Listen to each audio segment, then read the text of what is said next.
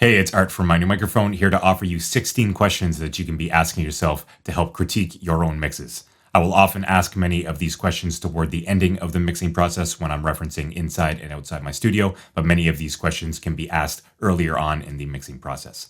Now, on one hand, we can often be our own worst critic when it comes time to critique our own work, particularly in our mixes, and oftentimes we will think that our mixes are worse than they are.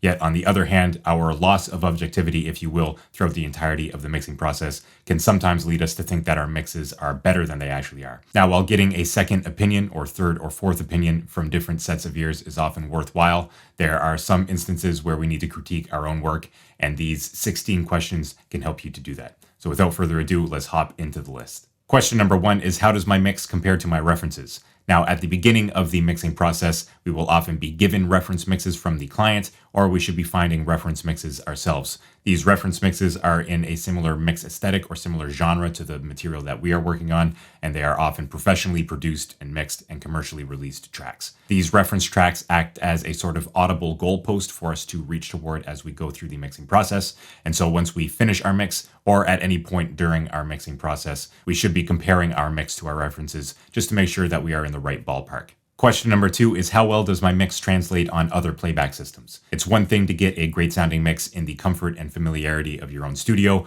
on your studio monitors or your headphones, and another thing to get a great mix that will translate to all other playback systems, including vehicles, smartphones, club PA systems, and the like. And so it's important for us to reference our mixes on a variety of playback systems, particularly those that will sum our mix to mono, and also those that are band limited, those that cannot produce low end and high end that effectively, just as a way to ensure that our mix will translate nicely from playback system to playback system. We can do that once the mix is done and bounced out of our session. We can actually take it to other physical playback systems, or we can use tools within our digital audio workstations to collapse the image to mono or to bandpass the mix bus in order to get a sense of what it will sound like in these mono or bandpassed playback systems. Question number 3 is the low end mixed consistently and appropriately?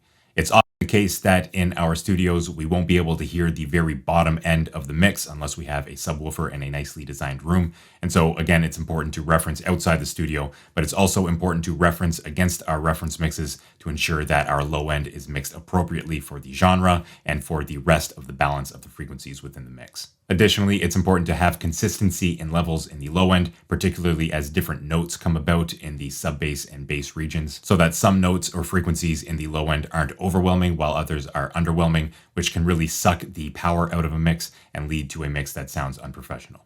Question number 4 is, are there any issues in the sibilance range within the mix? The sibilance range is where a lot of the S's are. It's incredibly important for vocal intelligibility or speech intelligibility, but having too much energy in this range will lead to a harsh and trill mix. It's a telltale sign of an amateur mix, and so it's worth a little bit of extra consideration when it comes time to critique your own mix.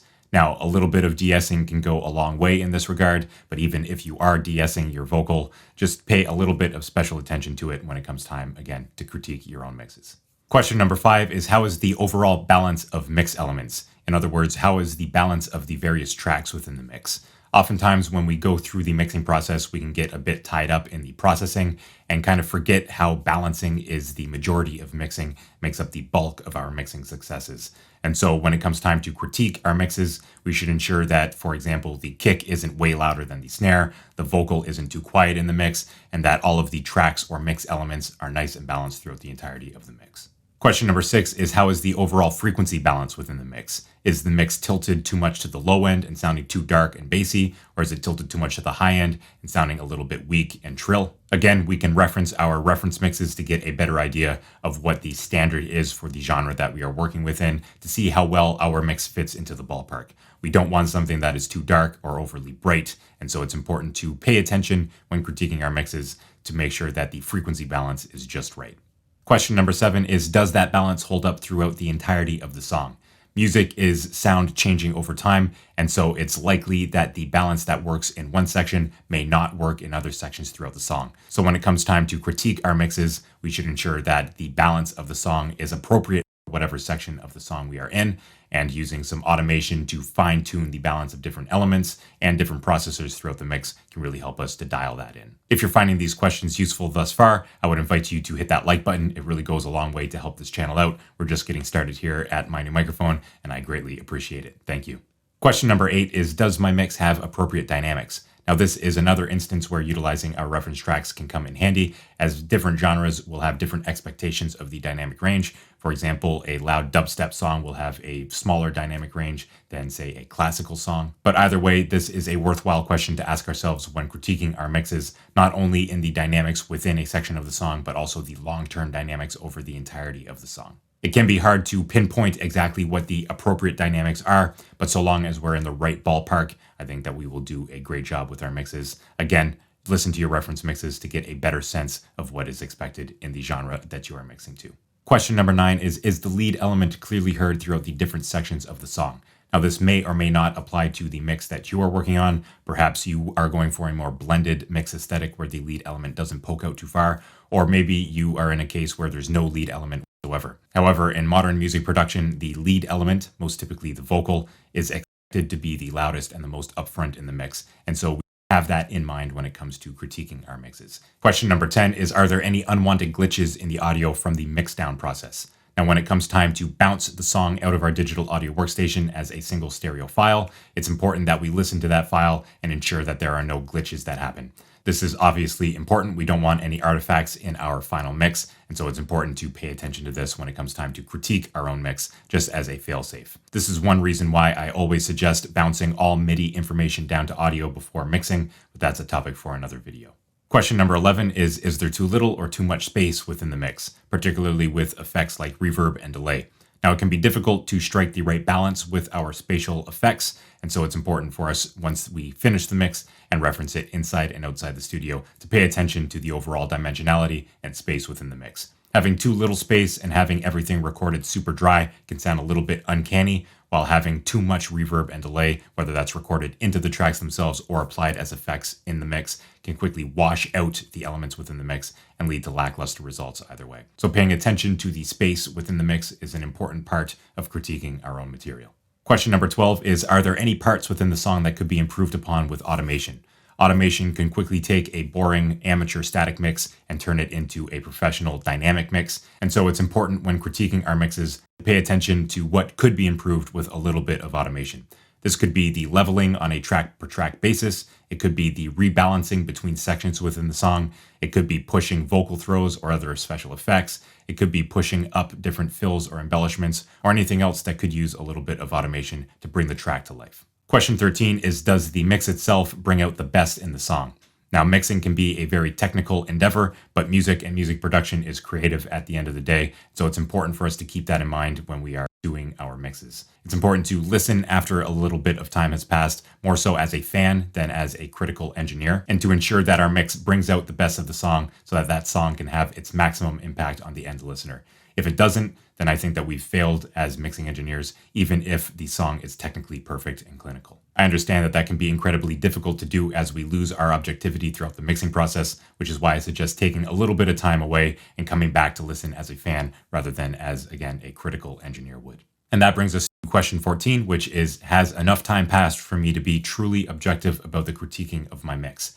If we were to bounce out a song from our digital audio workstation and quickly try to critique it right then and there, well, we would still be fresh in the mixing process and our objectivity would be questionable at the best. Therefore, if timelines and deadlines allow, I would strongly recommend taking a day or two break before returning to critique your mixes. So that way you will give your ears and your mind a little break so that you can return with better objectivity when it comes time to critique your mix. Question 15 is, what do I like about my mix? And when it comes time to critiquing our own work, we can often be very hard on ourselves as we strive toward perfection and focus on the issues that need fixing within our mixes. But it's important to take a step back once again and sort of listen as a fan would to what we like about the song and in the mix so that we can know what we like moving forward in the mix and also so that we can enjoy the overall process of mixing. This is music after all. It's supposed to be fun and expressive, and so it's important for us to lay back and pick out things that we actually like about our mixes when it comes time to critique them and not only focus on the things that could be fixed. And that brings us to question 16, which is what can I learn from critiquing my mix? Not only in the mix itself that you're currently working on and the issues that need addressing in that mix, but also in the more general patterns in your music production and mixing endeavors. Are there certain characteristics in your different playback systems that you use to reference? For example, can you expect the car to sound completely different from your earbuds? Are there consistent issues that happen time and time again in your mixes that you could probably address during the initial mixing stages? Are there any new techniques that you use or techniques that you've perfected in this particular mix that you can use moving forward? Is this a new genre that you're into that you'd like to work more in, or is this a genre that's a bit too difficult for you at this moment? These are things you could learn from any mix that you critique, and they are worth asking yourself in the critiquing process. Remember that learning music production and mixing isn't only about watching YouTube channels like this, it's also about learning by doing. And so it's important to critique your mixes and figure out what you like and what you don't like about your mixes so that you can make adjustments moving forward. All right, I hope that you found that list of questions to be useful for critiquing your own mixes. As I stated in the beginning, it's often worthwhile to get a second pair of ears and a second opinion on your mixes, and I do provide mix and production critiques. I will leave a link to my services page on my website if you'd like to learn more about that service that I provide. It will be the second link in the description box down below.